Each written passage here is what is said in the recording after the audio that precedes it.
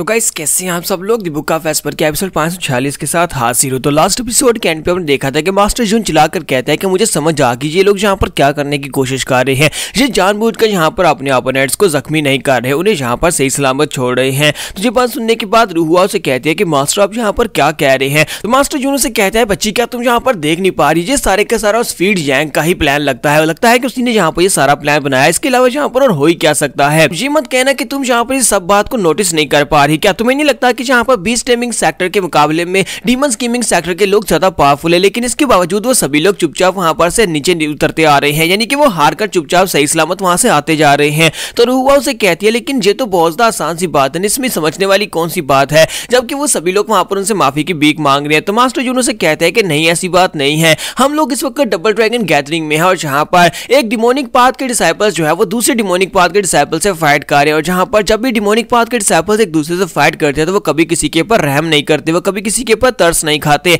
और जब भी उनका ओपोनेंट चाहे उनसे माफी क्यों ना मांग रहा हो, इसके बावजूद वो अपने ओपोनेंट को मार ही डालते हैं, जहां पर बहुत ही बुरी तरह जख्मी कर देते हैं। लेकिन डीमन स्कीमिंग सेक्टर वालों की ये स्कीम है। तो रूहुआ कहती है कि स्कीम का क्या मतलब है। तो मास्टर जून कहते हैं कि स्कीम का मतलब यह है कि जो डीमन स्कीमिंग सेक्टर के लोग हैं वो जानबूझकर ये सब कुछ कर रहे हैं। वो दूसरी तरफ से बीस्ट डीमिंग सेक्टर के लोगों को जख्मी नहीं कर रहे, उन्हें सही सलामत छोड़े ताकि वो अगले कंपटीशन में हमसे फाइट कर सके। वो चाहते हैं कि जहां पर हमसे बदला ले सके, वो इस तरह हमसे बदला ले रहे हैं क्योंकि हमारे पास हमारे काफी सारे पॉइंट्स छिन जाएंगे। तो रूहुआ अपने मास्टर से कहती है लेकिन मास्टर ये बात वहां पर सभी लोग देख सकते हैं ना कि वहां पर बीस्ट टेमिंग सेक्टर के लोग उनसे माफी की भीख मांग रहे हैं कि उन्हें ना जख्मी करें। इसी वजह से दूसरी तरफ के जो डिसाइपल्स हैं यानी डीमन स्कीमिंग सेक्टर के लोग वो उनके ऊपर तरस खा के उन्हें वहां पर से छोड़ रहे हैं। तो मास्टर जून से कहता है कि लगता है कि तुम्हें मेरी बात की समझ नहीं आई, मैंने पहले जहां पर तुम्हें यह बात बताई है कि ये हमारे राइटियस सीवन सेक्टर के जो राइटियस सेक्टर्स के रूल है कि अगर हमसे कोई माफी की भीख मांगता है तो हम उसके ऊपर तरस खाते हैं। लेकिन डीमन स्कीमिंग सेक्टर के जो लोग हैं वो इससे ज्यादा अलग हैं। डिमोनिक पाथ के लोग कभी किसी के ऊपर तरस नहीं खाते, मैं तुम्हें पहले भी ये बात बता चुका हूं।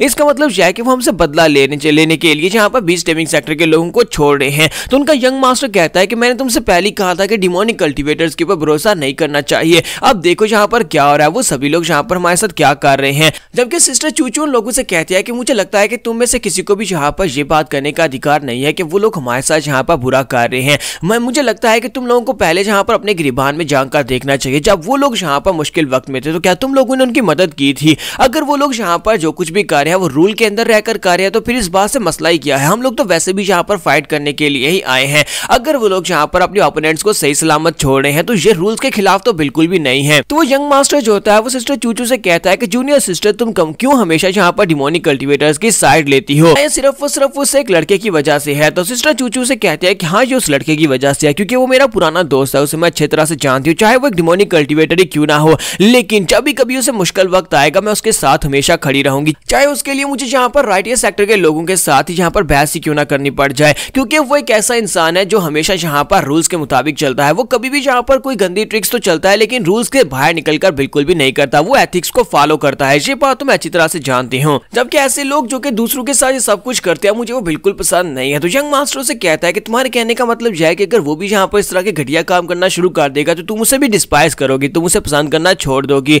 सिस्टर चूचू से कहती है लेकिन वो ऐसा करेगा ही नहीं, मुझे अच्छी तरह से पता है कि वो कभी ऐसा नहीं कर सकता। आज से कुछ साल पहले की बात है, हमारी फैमिली ने एक कंपटीशन को अरेंज किया था जहां पर एक पिल कंपटीशन हो रहा था। वहां पर एक बहुत ही महान पिल बनाने का मास्टर था, उसके साथ इसकी फाइट थी जहां पर इसने पिल्स बनानी थी। लेकिन ये बहुत ही आसानी के साथ और बड़ी तेजी के साथ पिल्स बना सकता था, लेकिन इसके बावजूद वहां पर इसने ट्रिक्स को नहीं यूज किया और वहां पर अपने आप को शांत रखा ताकि वो लेट हो जाए। और दूसरी साइड के ऊपर से एक बंदे ने कहा कि उसने 1 सेकंड पहले यहाँ पर अपनी पिल बना लिया, हालांकि उसकी क्वालिटी काफी ज्यादा लो थी। तो सभी उसकी बात सुनने के बाद कहते तो फिर क्या हुआ, क्योंकि इसकी क्वालिटी बेहतर थी तो इसका मतलब यह कि यहाँ पर पिल कंपटीशन में जीत गया होगा। तो सिस्टर चूचू से कहते हैं कि नहीं ऐसा नहीं हुआ, क्योंकि इसने यहाँ पर जानबूझकर दूसरा जो इसका दुश्मन मास्टर था उसको जिताने की कोशिश की थी। दूसरी तरफ से एक पिल मास्टर था जो कि पिल बनाने के लिए अपने लाइफ एसेंस को यूज कर रहा था। ये देखना चाहता था कि वो पिल बनाने के लिए क्या करेगा। तो उस पिल मास्टर ने वहां पर अपने लाइफ एसेंस को यूज किया ताकि वो इस कंपटीशन को जीत सके। तो ज़ू फैन ने फाइनली वहां पर सभी के सामने डिमॉन्स्ट्रेट किया कि यही पिल मास्टर जो है इसने इस कंपटीशन को जीता है, क्योंकि इसने यहाँ पर बेहतरीन क्वालिटी की पिल बनाई है। क्योंकि दोनों ने सेम टाइम के ऊपर अपनी पिल को बनाया था, तो इस तरह के यहाँ पर दोनों की क्वालिटीज को भी देखा जाता तो दोनों का मैच वहां पर ड्रा हो जाता है। लेकिन इसके बावजूद ज़ू फैन ने वहां पर अपने एडवर्सरी को जिता दिया। सिस्टर चूचू कहती है कि अब तुम लोग यहाँ पर बताओ कि यहाँ पर इन दोनों में से बेहतर कौन निकला। तो रूहुआ कहते हैं कि मुझे तो लगता है कि ये एक बेवकूफ है,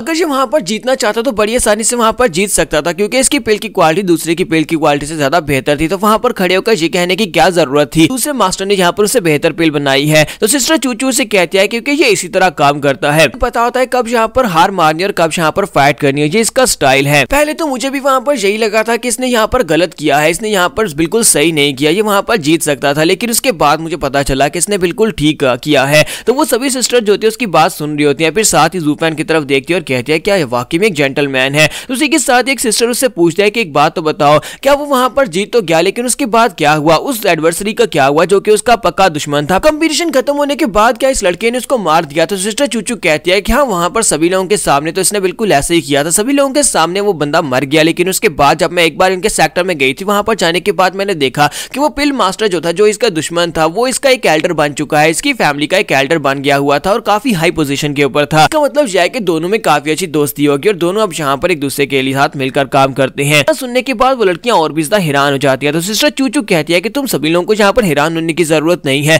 ज़ूफैन वो करके दिखा सकता है जो कि इम्पॉसिबल है। हम सभी राइटियस कल्टिवेटर्स भी तो एक दूसरे का साथ देने के लिए तैयार हो जाते हैं, तो यहाँ पर डिमोनिक कल्टिवेटर्स के लिए भी ऐसा ही है। वो दोनों डिमोनिक कल्टिवेटर्स थे, तो दोनों ने एक दूसरे का साथ देना चूज किया। तो जुनून से कहते हैं कि सिस्टर चूचू, मुझे लगता है कि तुम्हें यहाँ पर डिमोनिक पाथ की तरफ और ज्यादा आगे नहीं बढ़ना चाहिए, तुम्हें यहाँ पर राइटियस पाथ के ऊपर ही रहना चाहिए और इस बात को कभी भूलना नहीं चाहिए। तो सिस्टर चूचू वहीं पर खामोश हो जाती है। तो इसी के साथ ही वहाँ पर 10वीं फाइट स्टार्ट होती है। 10वीं फाइट में ग्रिजली बियर जो होता है वहाँ पर सीढ़ियां चढ़ते हुए ऊपर आ जाता है और कहता है कि सभी कावर्ड्स यहाँ पर अपनी 9 फाइट्स को हार चुकी हैं, लेकिन अब यहाँ पर इनको मैं दिखाऊंगा कि फाइट कैसे की जाती है। तो सिर्फ और सिर्फ 3rd लेयर का रेडियंट स्टेज का एक्सपर्ट है, तो मैं तो यहाँ पर इसे जान से मार डालूंगा। तो दूसरी तरफ से हमारा ज़ूफैन जो होता है बड़ी शांत होकर ऊपर की तरफ आ रहा होता है। तो मास्टर जैंग चिल्लाकर उसे कहता है कि ज़ूफैन, याद रखना कि हमें हमारे प्लान के मुताबिक ही चलना है, तुम्हें इसे बिल्कुल भी जख्मी नहीं करना, बस यहाँ पर स्लाइटली हट करना और इसे रीना से बाहर फेंक देना। तुम्हारा ज़ूफैन कहता है अच्छा, मुझे याद है तुम जहाँ पर इतना ज्यादा शोर क्यों मचा रहे हो, मुझे पता है कि यहाँ पर मैच को किस तरह खेला जाता है। और यहाँ पर हमारी एपिसोड 546 का एंड हो जाता है। तो नेक्स्ट एपिसोड में देखेंगे क्या हमारा ज़ूफैन यहाँ पर होल्ड बैक कर पाएगा, क्या वो ग्रिजली बियर को जिंदा छोड़ देगा। तो इसका जवाब है बिल्कुल भी नहीं। तो ये हम लोग नेक्स्ट एपिसोड में देखेंगे।